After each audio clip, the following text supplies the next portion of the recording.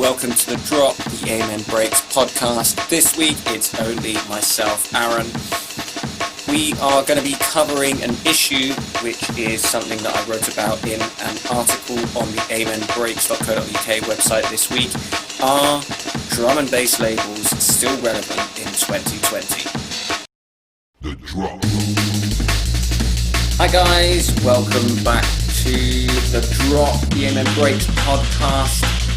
This week it is just me, your host Aaron, as Diligent Fingers, being the very busy man that he is, has triple booked himself over the weekend and is doing all sorts of live feeds, is doing all sorts of work. Man's putting in the graft, yeah? So he's not going to be joining us today, but that's okay. It's always good to change it up, and he'll be back with us very soon next week so that we can continue on our discussions. We've actually just been inundated with questions and conversations, and there's so many people that are really wanting to get involved in the conversation. There's so many people that are really trying to expand their own voice, and it's really, really awesome. We're getting a lot of conversation happening online. There's a lot of conversation happening in private channels and stuff like that. It's really awesome to see that the community in itself is just more than happy to get involved in the conversations, to explain things, to talk things, to share their views, all these kind of bits, right? And it's funny because we've said this before, right, on the show, that it's almost become a bit of a disclaimer for us now. I feel like that we should probably put this in at the start of every show. Like, we are not here to throw shade on anyone. We are not here to talk down to anyone. We're not here to give inflammatory opinions. We're not here to say this is right and this is wrong. A lot of the conversation we have had, maybe it's because it's been misinterpreted by, it's difficult to interpret the written word, right? Some people have come back to us and said that their opinion differs on stuff. That's okay. We've seen a lot of people, having differing opinions to what we're saying, and that's cool. It's not a problem. But we're not here, to throw shade on anyone. We're not here to give inflammatory opinions or anything like that. At the end of the day, this is my opinion, this is our opinion, and that's all it is, right? It's an opinion. That doesn't make it gospel. I'm really flattered that a lot of you people think that there's, enough gravitas in what it is that we're saying that would encourage you to believe that we know what we're talking about. And of course we do know what we're talking about, but we're not industry figureheads, we're not authorities, we're not anything really. Well, I'm not anyway. Dilly is a man on his own, and therefore he's making his own moves, and he's doing things that are starting to finally pay off for him, which is awesome. It's what we want to see, love, respect, and growth. But at the end of the day, this is just our opinion. Sometimes we might talk in absolutes, but it's a bit tongue in cheek, and it's not necessarily like you say, gospel or anything like that. Take it with a pinch of salt. If you don't like our opinion, it's okay, it's fine, it's not a problem. Come and talk to us, come and tell us why you think we're wrong, try and give us a different point of view. And also, guys, I've also seen, it must be because of lockdown, people are getting edgy, and the internet is the only sort of real outlet that they're getting for any sort of, constant human interaction. And you know what it's all like when you're on the internet.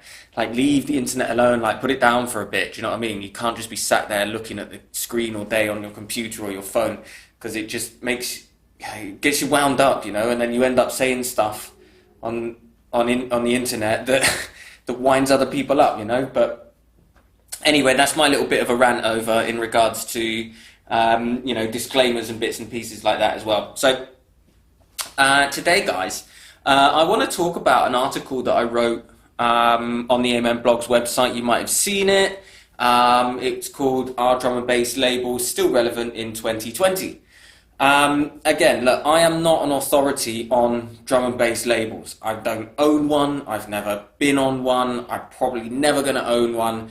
But this is just my perspective from the research that I've done, talking to other artists, talking to people who work for labels and seeing what they do, and also, taking a bit of a critical eye towards the drum and bass industry in itself,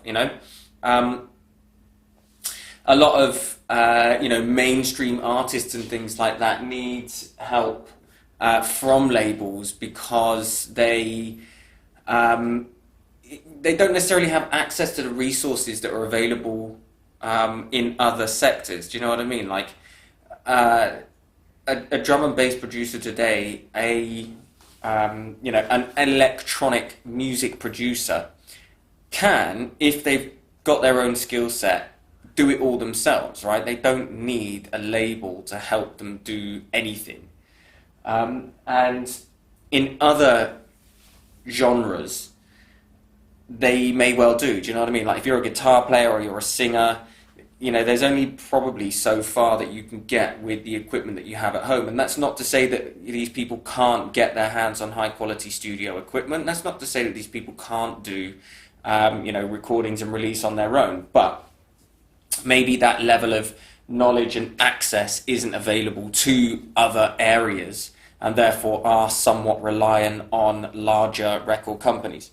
Now, what you got to remember, right, is that in the world of music, there are two types, by and large, two types of label, right, or record company. And again, guys, I might be wrong here. If I am wrong, that's okay. You don't need to jump down my throat and tell me that I'm wrong and I'm stupid and stuff like that. Just tell me otherwise. But by and large, you've got two different types of labels. You've got your major record label and you've got your indie label, okay?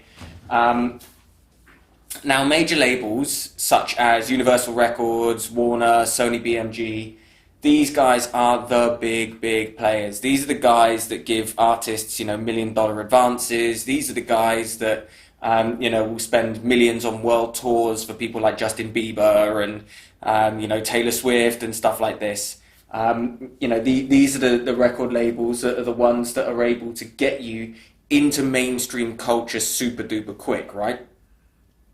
But the problem, as we spoke with Matthew Smith last week, I'd just like to say a massive thank you to Matthew Smith for coming on the show with us last week, because that was just an unbelievable insight into something that you just don't know about. It's one of those things, if you weren't there, you won't know. Like, the guy really does have an unbelievable insight into something that is, our culture, our history.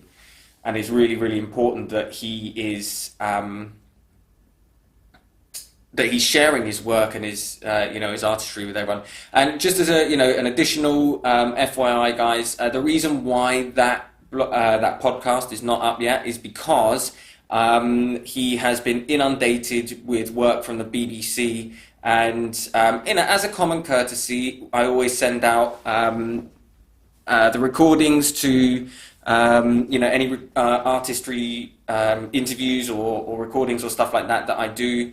I always send out a copy of it to the concerned person so that they are able to approve it, for journalistic value or anything like that. Not that I would say that anything that we're doing here is particularly journalistic, but gives you an insight into the process. And so when he comes back to me with that, I will get that up there. Guys, you really don't want to miss that. That was just, a mind-blowing, absolutely mind-blowing conversation.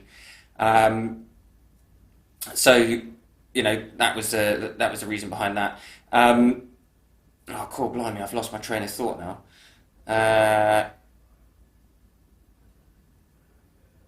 Yeah, never mind.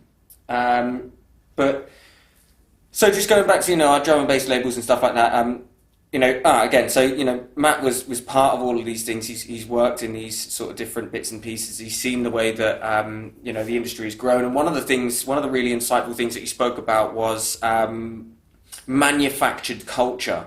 Okay, and what he means by manufactured culture is that he used to work for a big record label, and he used to go to all of these end of year parties, and like the stories that he tells about the crazy stuff that happens there. Like, you just have to check out the podcast, right? Just wait for the podcast and listen to it, because it's mental.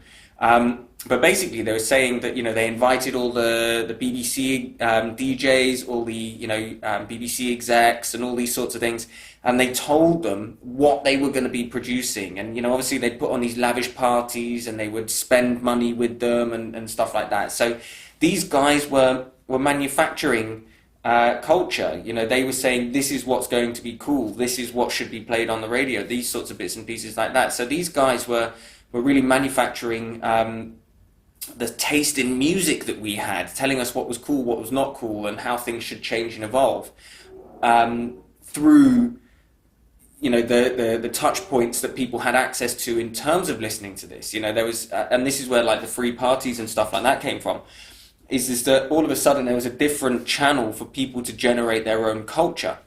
And, you know, again, I don't want to go too much into it, but, you know, record labels control many, many aspects of these. And you know, these major record labels, they, you know, they are obviously still relevant because of the huge volumes of artists that they're supporting, you know, and the music that they're pumping out. But putting it into these touch points, you know, it's like, you know, if you're on Sony BMG, and they think you're the next big thing, and you've, you know, recorded an album with them, or you've created something, you know that you're going to get the record sales, you know that you're going to do a tour, you know that you're going to do this, this and this, because they've got the money behind them to push this kind of stuff for you, right? You know, they'll give you a $500,000 advance, and, you know, they'll do promo shoots, they'll put you in contact with the other artists on their label, they'll make you do, you know, interviews with Rolling Stone, or, you know, NME, or whatever it is, you know. And so you just find that, you know, these people are manufacturing that culture and that content for mainstream audiences. So what you'll then have on the flip side of this is indie labels, okay? Now, indie labels are obviously the complete opposite of this. Some indie labels are much larger, and some indie labels are one-man, two-man bands. So there's a huge disparity between, you know, major record labels and indie labels. And, you know, from what I can and guys, look, again, I know Ram Records is technically not an indie label. They have big backing from Warner. Hospital Records, so I found out, and actually you can find this information out for you, you know, online. It's free. You can find out all kinds of stuff about companies that have big backers and stuff like that, because they have to post their quarterly reports and things. And you can find this information out. I'm not going to tell you what I saw or what I found out, because that's neither here nor there. It doesn't matter. But, you know, companies like, or record labels like Hospital, technically not an indie label. All right, they got backers too. So, you know, there is this middle ground in regards to that. I mean, they will always be controlled by, you know, Andy C. and Tony Coleman, London Electricity, and they will always have the controlling share in what they do. But, you know, there is also that element that they've been, you know, invested in. I wouldn't say bought out, invested in, backed by these larger record labels, and therefore have to follow a certain, you know, a certain path for them to generate revenue, get on new artists and stuff like that, right? So those are the kind of middle ground in terms of the indie guys. But, you know, the indie grounds, you know, stuff like, you know, I think a possibly defunct record label now, purely because the person who ran it died, is Solar Records, Marcus Intellects. I went looking for them on the internet a little while ago. Like, the footprint is there. I don't think they've got an Instagram channel. I think they have a Facebook and a Twitter that hasn't been posted on in years. I think there was somebody else that was working with Marcus with Solar Records, but, you know, I don't think that they're making any more records, because the main person that was releasing on it was Marcus Intellect. So but yet, Solar Records considered one of the most influential record labels out there. Good Looking Records. Don't know if they're going anymore. I don't think so. Black Market Records. Obviously, it used to be a record shop. They shut a few years ago now. Um, you know, uh, Stuff like Metalheads. Obviously, they've been going 25 odd years now. I didn't look to see whether or not they were run or they'd been invested in. They may have done, but again, Storm is a very savvy businesswoman. Goldie doesn't have much to do with Metalheads anymore, if I'm honest. But they've got some good people running. So do you see what I mean? Like, there's a big difference between major record label and indie record label, and within the scene, the indie record label, especially in drum and bass, is they can either be quite big or they can be quite small. And what's unique about the scene is that, again, companies like, not companies, I keep calling them companies, then they technically are companies, right? They've got to pay their taxes, they've got staff, etc. But they these labels, they're small. They're run by one or two people, and that means that they don't necessarily have the same resources available to them that Time Warner does, Universal, Sony BMG. So what I really wanted to talk about, especially in that article, is whether or not they're still relevant within the drum and bass scene, because a lot of these people that are producing, some of them don't even have record labels, and then individual people are producing off their own record label, i.e. putting their own money into it and just saying, look, this is a record label. I believe that Pete Cannon does something like that with his N4 Records. I know that he's released loads and loads of music over the past year or so, and is still releasing music now, and has also released tracks with Hospital and a plethora of other record labels within drum and bass as well. So is he a record label? Well, yeah, but also not really. Does that make his record label relevant? Well, not really. That makes him as an artist relevant. Pete, if you're listening to this and you're offended by that, I'm very sorry. But it's the sort of thing that is raising the question. How relevant are these record labels? And the other thing as well is that, like, you find that artists, especially in drum and bass, will release on different labels all the time, and that's because they produce a track and they'll send it out to someone that they know in the industry, and one of them might go, yeah, we're not really feeling that one, but another label will go, yeah, cool, we like that one, and so they'll have a track signed by this one and this one and this one. So being on a label in drum and bass isn't necessarily the same as being on a label as you are with Sony BMG or Time Warner. And then, there's a whole other side of things to that as well, which, we'll go into now. And it's really important to understand what actually record labels do as a whole. And this is not just exclusive to drum and bass labels. This is what all record labels should do. And, again, there's a big disparity between what actually happens. Like, the main sort of stuff that happens within record labels is stuff called A&R, which is short for artistes and repertoire, which basically means talent acquisition and talent management. Okay, then you've got your marketing, you've got your PR and promo, and you've got your distribution. Now, again, guys, I'm not an authority on all of this stuff. This is just the kind of stuff that is readily available out there, and is by and large what record labels would do. That's not to say that all these other labels don't do these bits and pieces. They certainly do. But the whole point of this is just to give you like an overview of what's going on, right? So. And again, you look at these massive labels like Sony, BMG, etc., etc.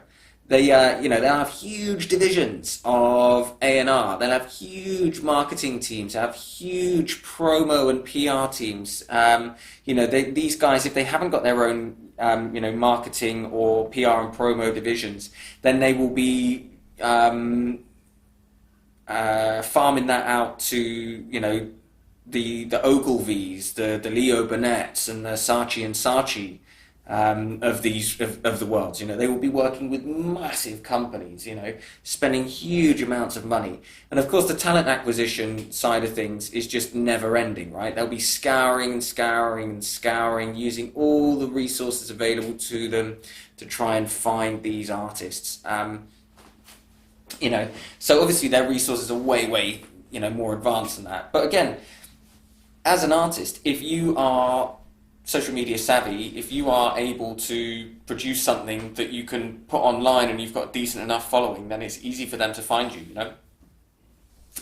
your A&R team will be going to gigs, they'll be going to, scouring stuff on the internet, they'll be, doing all these kind of bits and pieces. Now, imagine that you are, for example, somebody like Pete Cannon, right, with N4 Records. He's one guy. Now, I'm not saying that he doesn't have a team of people that help him, but I wouldn't necessarily say that N4 Records has a staff the same as Ram or Hospital, right? He may have trusted people that he works with to produce his records, to master his tracks, other artists that he reaches out for, but that doesn't mean that, he has a record label that will do A&R for him, right?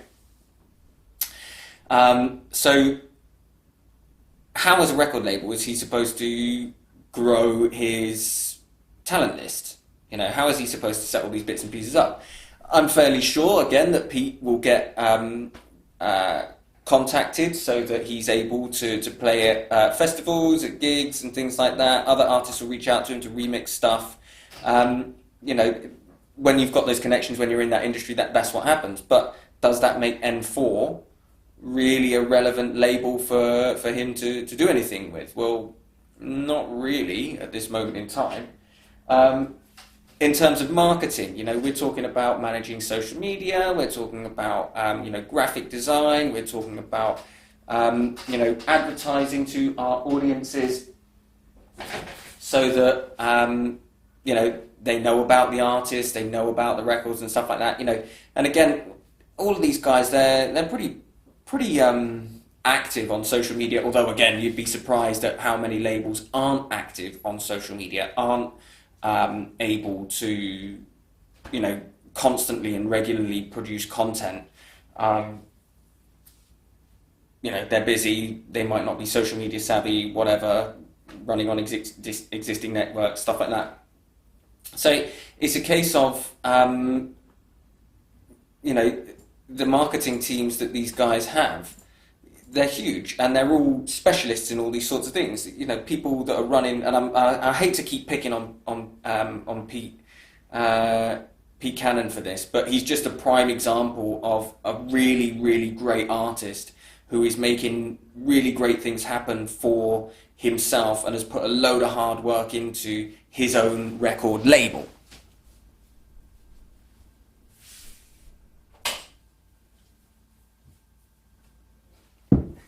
But he's also a prime example of the fact that as a record label, his marketing is done by him when he has time. It's an afterthought. It's not something that's constantly being churned out. His PR and promo consists pretty much of, here's a new record that I made, it's going up on Instagram, go out and buy it.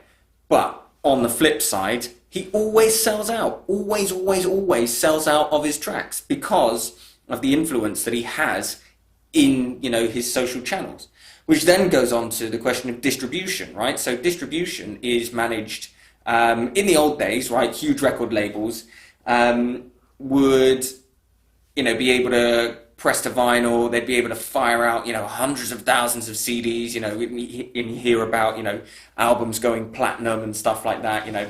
Millions and millions of albums being sold worldwide. Cassettes. Many years ago, with a mini disc, something like that. All this kind of stuff. It was literal physical things like that, and the big label. This is why the big labels were able to make huge money, because they had the clout to be able to force down the price of 10 million CDs and they were able to distribute it. They had the channels. You literally had to send it to the record stores. Record stores would buy it and what have you. But now it's not like that. You know, it's mostly digital.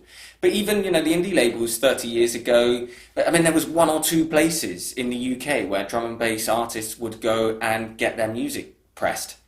You know, when it was all on vinyl, they'd all go to the cutting house, which is not the name. It is the name of the place they used to go to. It doesn't mean, you know, the generic cutting house. The cutting house was actually a place that everyone used to go to get their stuff pressed. So, you know, distribution networks and things like that, these companies, these huge record labels, the distribution channels are slightly different because their distribution channels are to radio stations and, you know, things like that. Whereas what we're looking at realistically in the world of drum and bass is Spotify, SoundCloud, iTunes, Beatport, you know, digital distribution networks like that. But again, the thing is, right, is that, you know, Pete Cannon is distributing that himself. He's got access to these channels, and so his record label is technically distributing for him, but he is the record label. So what does that mean for other record labels? You know, if one person can call themselves a record label and technically is a record label, you know, what's the point in other artists going along and signing up to other artists? To other labels, right? So you've then got to look at, well, what does a drum and bass label actually bring to the table? Look, you sign up to Hospital, you know, you're going to get exposure. You sign up to Ram, you're going to get exposure. You sign up to Spearhead, to Critical, to Metalheads, you know, any of the big labels, you're going to get exposure, okay? You know, really what these labels are doing is, you know, keeping the scene moving forwards. They're offering artists a more direct route into the spotlight. They are offering a more direct route to having their music published and to, you know, selling more records. They are providing a fast-tracked route, shall we say, to making their choice as a musician a more viable career for them, you know?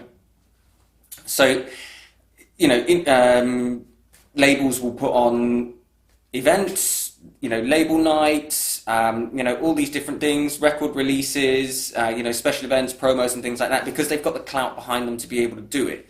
They know, right, that if they put on an event, such as Hospitality in the Park, that it's going to sell out. And you as an artist know that 10,000 people are going to see you play. You as an artist know that you are getting the exposure that you wanted, and you're getting that sort of professional element behind you. You're getting pushed much quicker than if you were, you know, just trying to get your own gigs and stuff like that. But that's not to say that you can't do that, you know, like there's lots of people out there that are independent artists. There are lots of people out there that are very famous and can, you know, book themselves on onto these setups, onto these sessions and events and things like that without actually, you know, needing that kind of representation. You know, a lot of people have artist management and things like that, you know, be signed up to management agencies, so that they are able to get gigs and things like that. And, you know, that's one of the things that a record label will do, right, is that they sort of take care of that artist management side of thing for you. If you're on that label, you know, you are able to have that element of stuff, you know. All right, if you've got an agent, then the agent will take care of stuff for you as well. But as a, you know, if you're on a label, then they will largely take care of that sort of stuff for you. Anyway, you know, what with labels as well, like the drum and bass labels, right, is that they've sort of compartmentalized. You know, back in the day, you look at the stuff that was being produced on CIA, Good Looking Records, even V Recordings, right? And again, I don't want to come across as, you know, blanket statement, black and white, that sort of thing. You know, take it with a pinch of salt. these labels were producing generic drum and bass. And what I will say in explanation for generic drum and bass is that they were just producing music. They were just producing the music of the time, and they were the people that had access to the resources to get stuff pressed. They had access to the technology and tools to create that music, and therefore were on that label. There wasn't a particular sound that they were going for. They were just creating music. Now, if you look at the labels that are out there, Hospital, for example, produces an awful lot of Liquid. Ram produces loads and loads of Jump Up. Again, we've said they've diversified and what have you, and that's fine. You get V Recordings, and they're producing a lot of liquidy stuff, a lot of old school sounding stuff. There's a lot of foghorny stuff produced from there, because I know that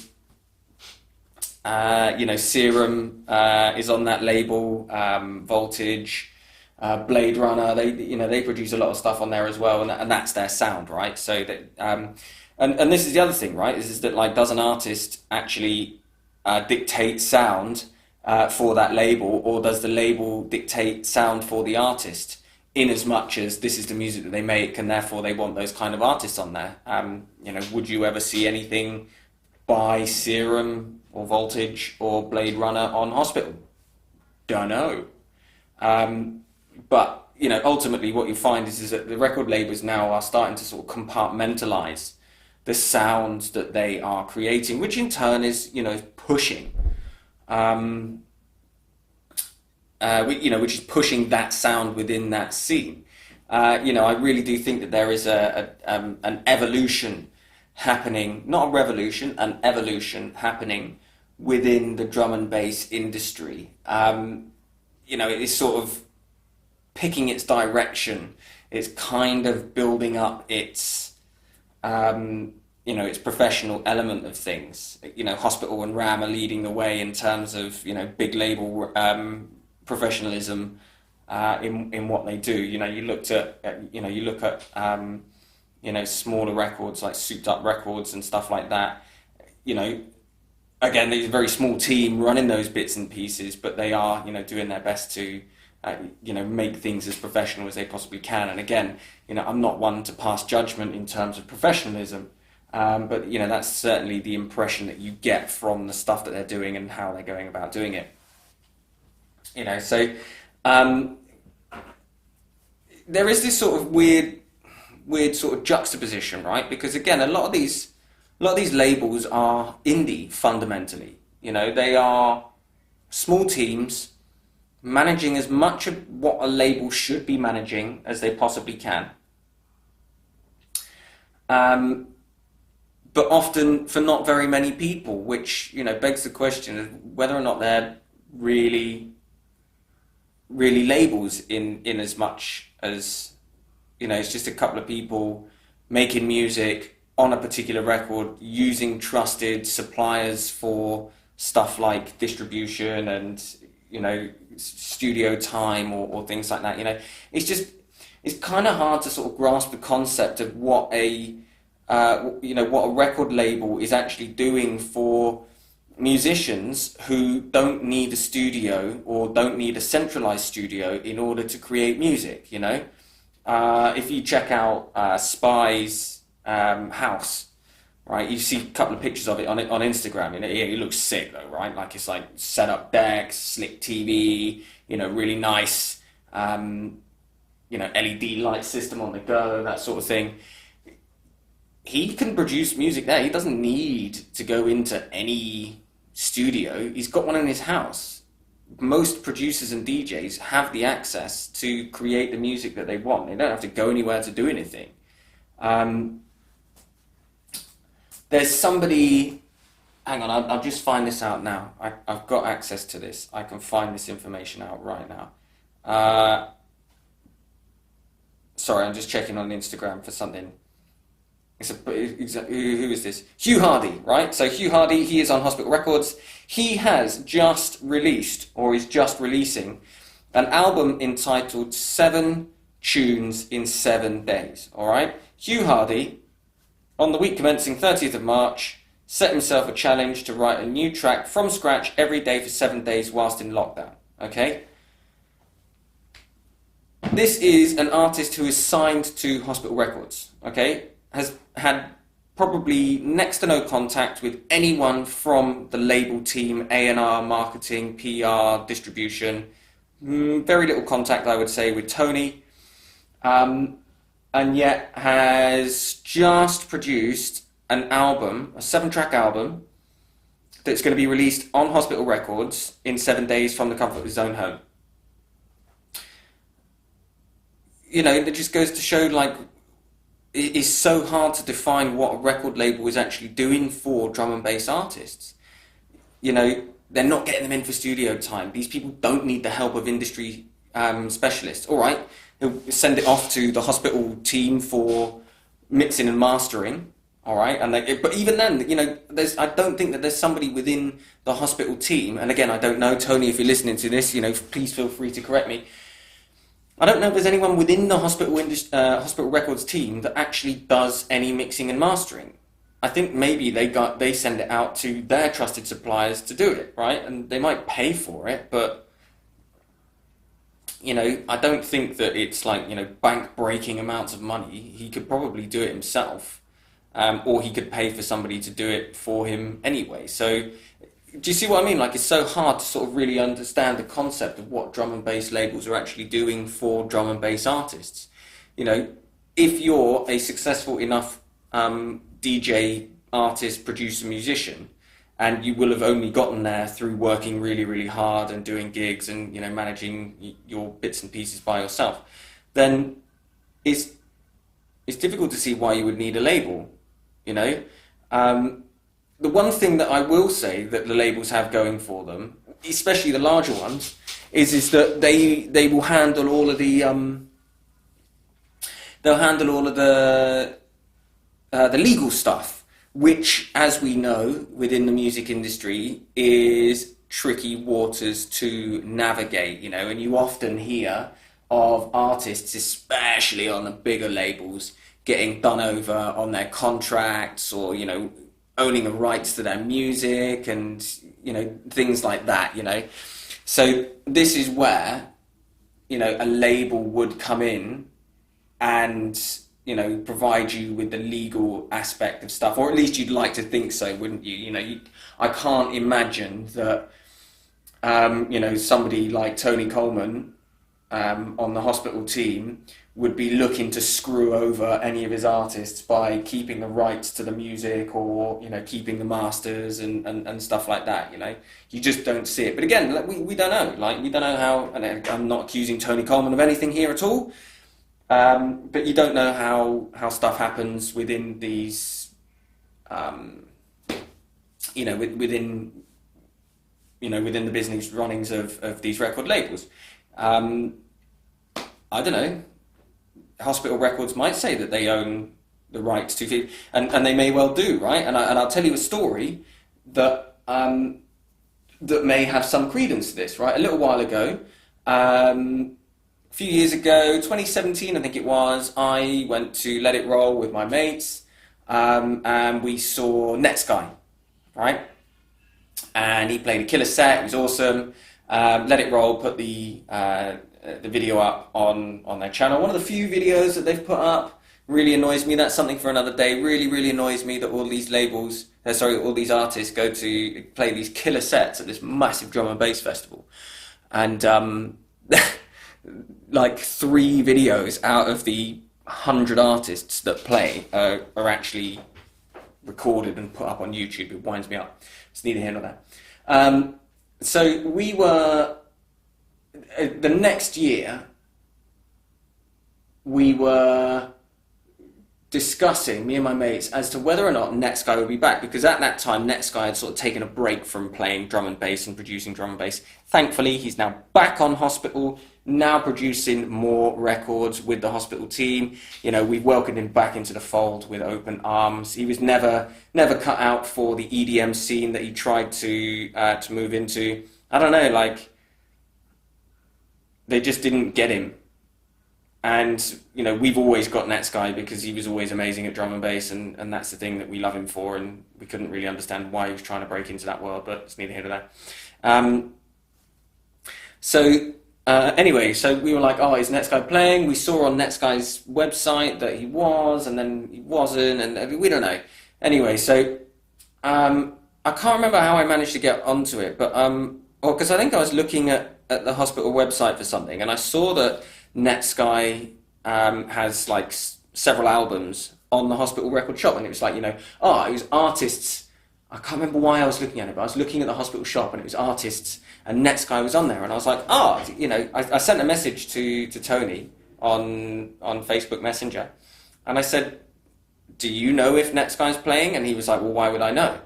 And I said, well, because it says that, you know, here's a picture, it says that he's on the lineup for Let It Roll, and that he's also an artist on Hospital Records. And Tony was like, oh, I don't know anything about that, and he's not an artist on Hospital Records, but we have all his back catalogue.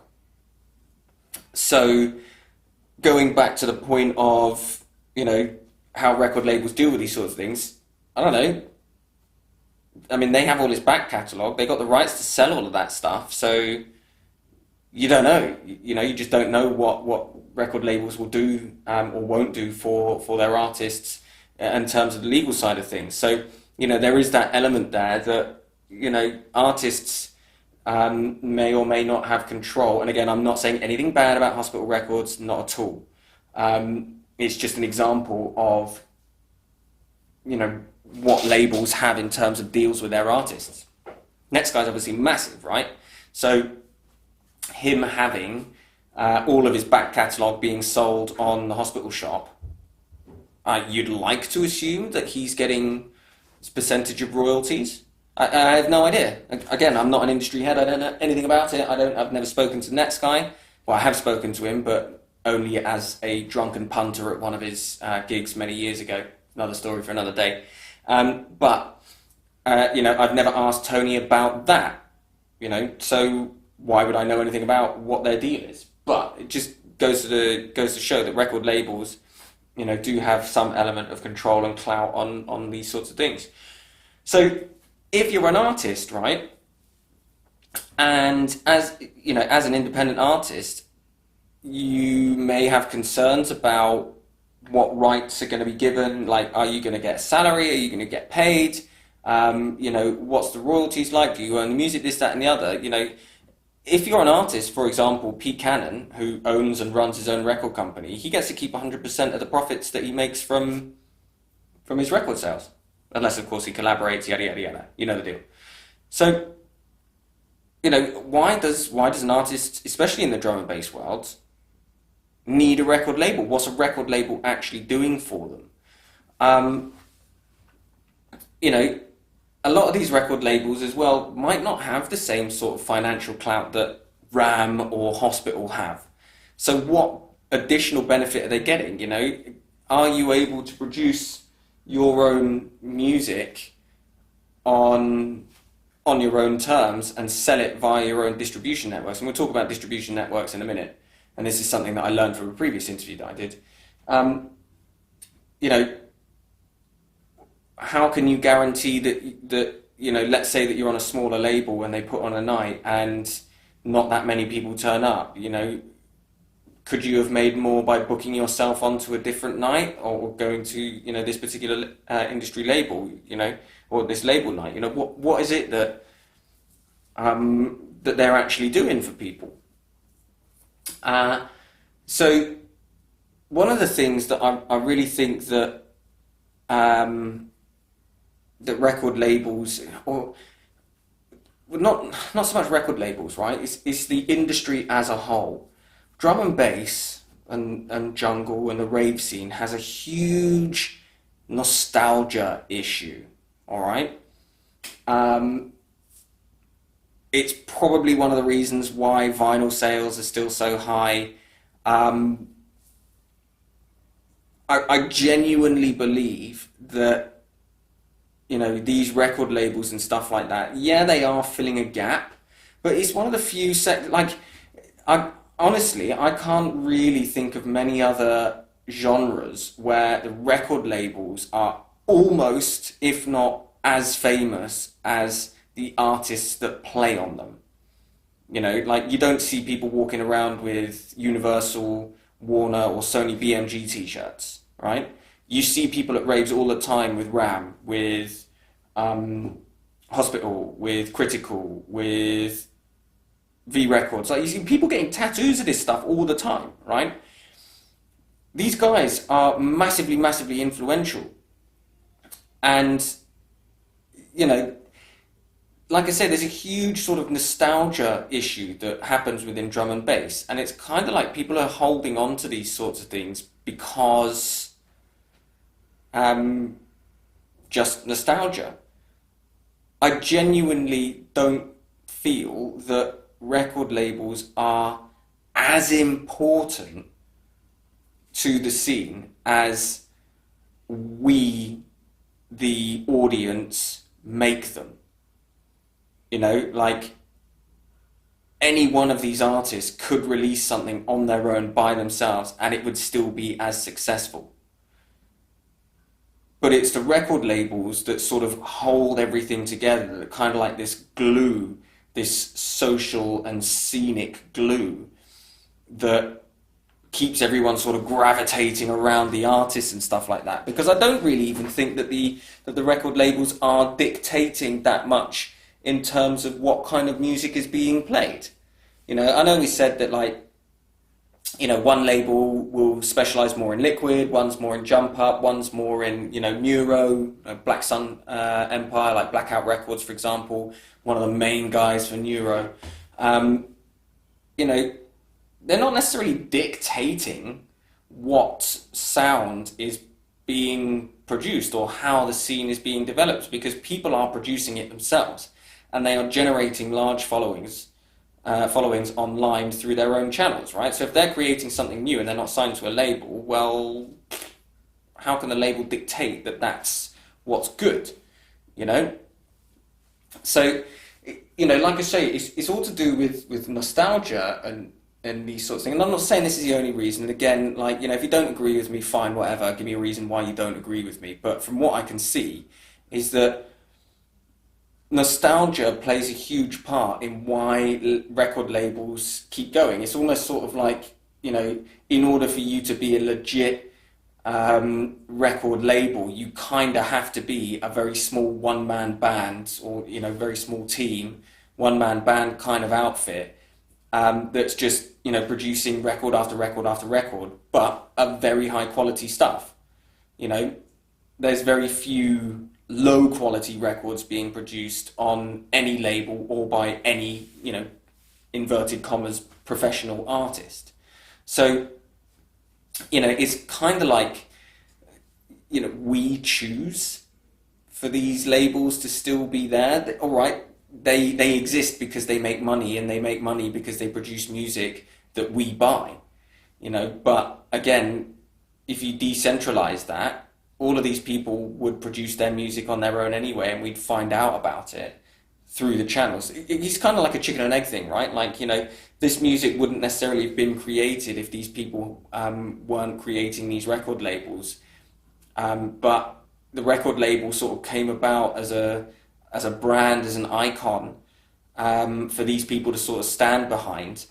But it didn't matter because these people were just producing records and meeting up and doing stuff together anyway.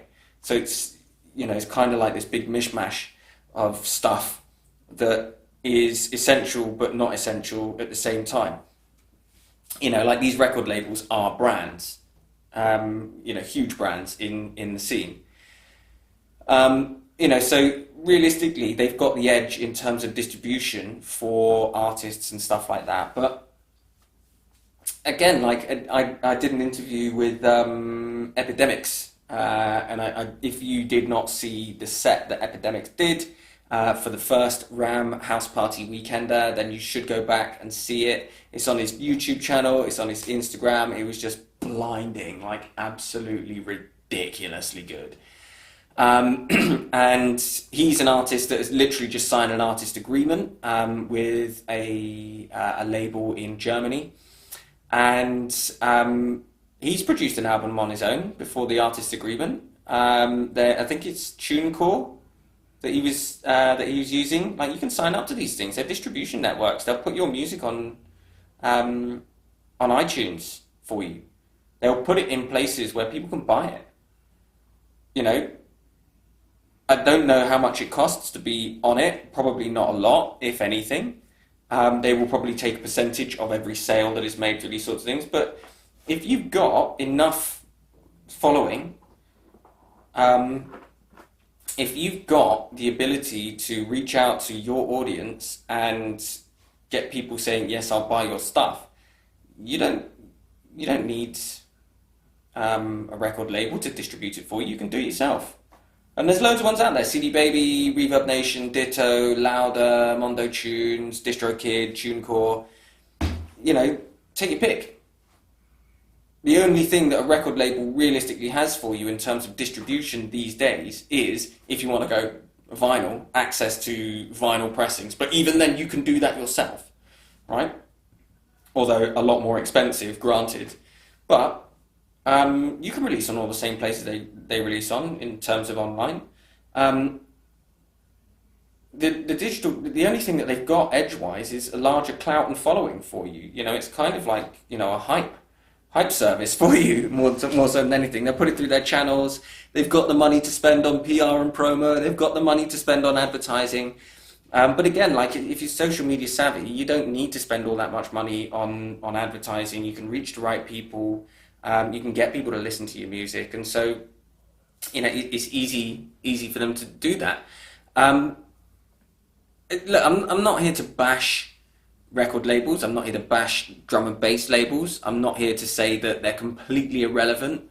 Drum and bass labels are very relevant. I would say probably more relevant than they've ever been, purely because they are that glue that holds everything together. They, you know, they're this center for innovation. They are a sense of very real and very relevant nostalgia for the scene. They represent both the past and the future. They are what is going to help drum and bass improve, become more professional, open up the landscape for all different kinds of people, for the spread of music. You'd like to believe that the industry would be different from what is largely seen as, you know, the fat cats, the money grabbers in the large record label things, and they'd like to, you know, distribute even shares and money for all of their artists and stuff like that. So, you know, like I say, they are the industry glue. They are the, you know, they're the focal point for the scene. They are brands. They are the scene, you know. They represent something more to the scene than just the music that's produced for them. If you think about, you know, Sony BMG, right? What do they represent to music? Well, nothing really. They're a corporate, faceless organization. And again, this could be because I'm looking at it from two different perspectives. You know, I don't know what the smaller brands and things like that Sony BMG have, you know, invested in. You know, so maybe stuff like Tower Records, you know, for country music and stuff like that. But I mean, they're quite a large organization. And again, I don't know enough about Tower Records to give you any sort of factual information. I'm not even sure they're still going anymore. But, you know, labels like Metalheads and Ram and Hospital, some of the oldest running labels, they represent something to the scene. They are the scene. You know, without them, you know, there is no sort of identity they are the identity of the scene. Not just them. There are other record labels out there, of course, but they just give you something as an idea. They stand for something. They represent the music that we all like. They represent the music that we love, that we share, that we create, that we mix, that we produce, that we listen to. And so, in a time where everything has just become diluted and diluted and diluted and diluted, it's more so important, they're more so relevant than ever because they represent something that we're not getting from our otherwise, ever-changing and diluted aspect of our lives. They represent something as a constant. They represent something that is, a guiding light into the future. And I think that very few scenes and industries have that. And it's, a wonderful thing because these record labels, they don't need to exist within our scene, but they do. And that makes it, a bit of an anomaly. There are plenty of producers and DJs out there who don't need to be on record labels, but choose to be because of what it stands for and what that means to the community. So, as I pointed out in the article, and please go and check out the article. You can see it on amenbreaks.co.uk. It's the latest one there. You'll see that they do quite a lot of stuff as a record label should.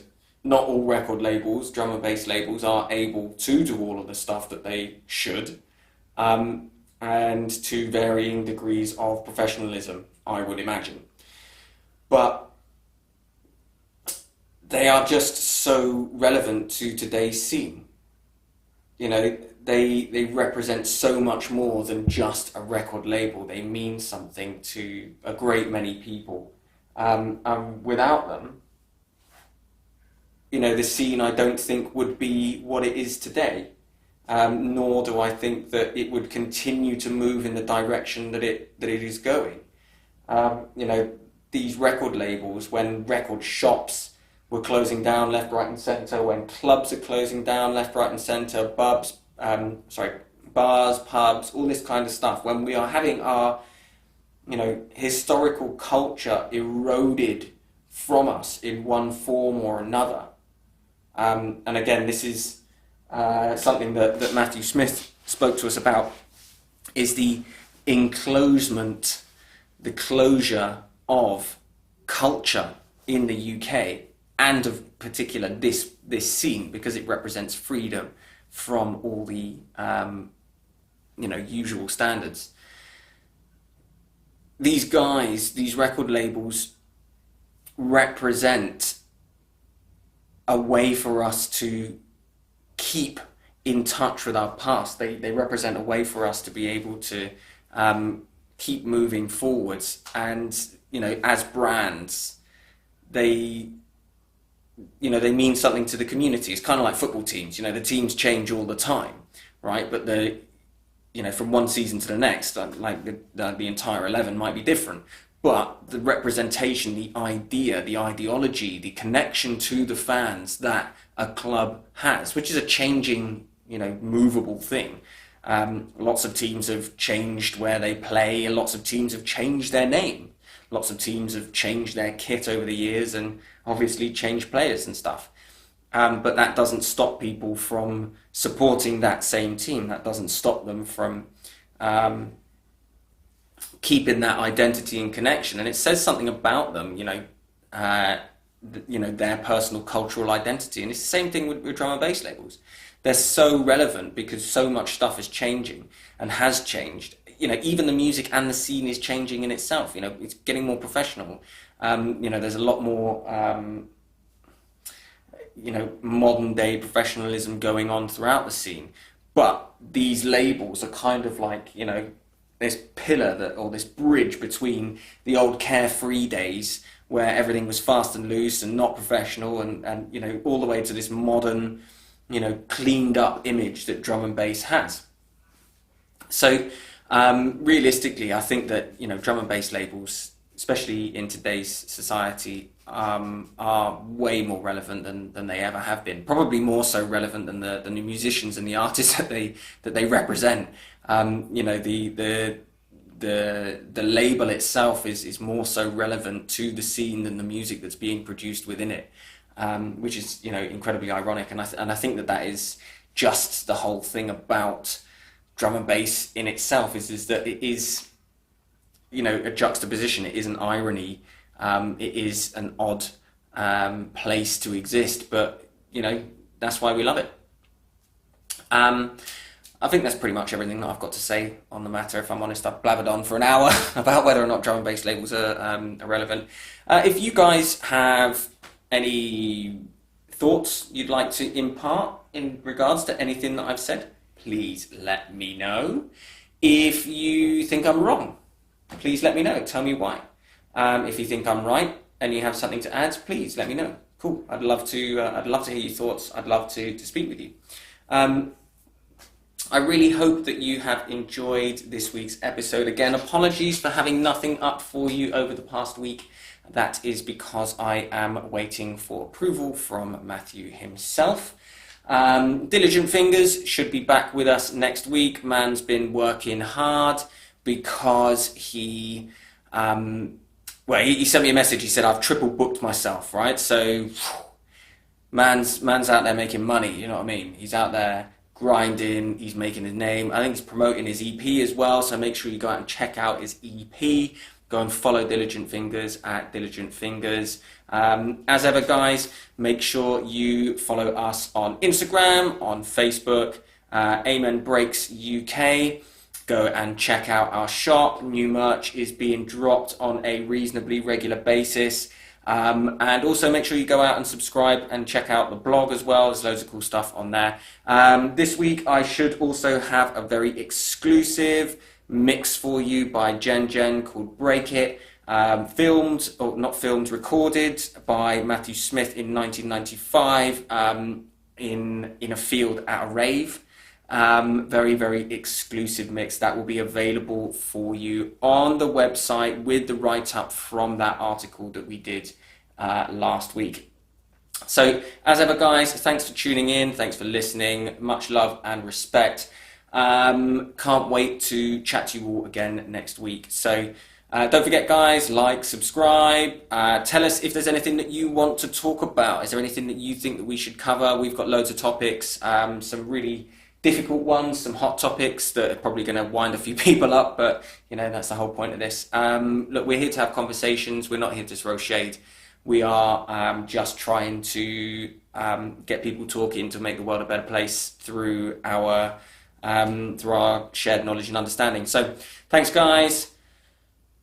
Thanks for tuning in, and we will see you next week. We really hope you enjoyed this show. Don't forget to like and subscribe. Follow us on Instagram and Facebook at Amen Breaks UK. And don't forget to follow Diligent Fingers on Instagram at Diligent Fingers. Please, guys, if you've got anything you want to share with us, anything that you'd like us to cover, send it in to contact@amenbreaks.co.uk.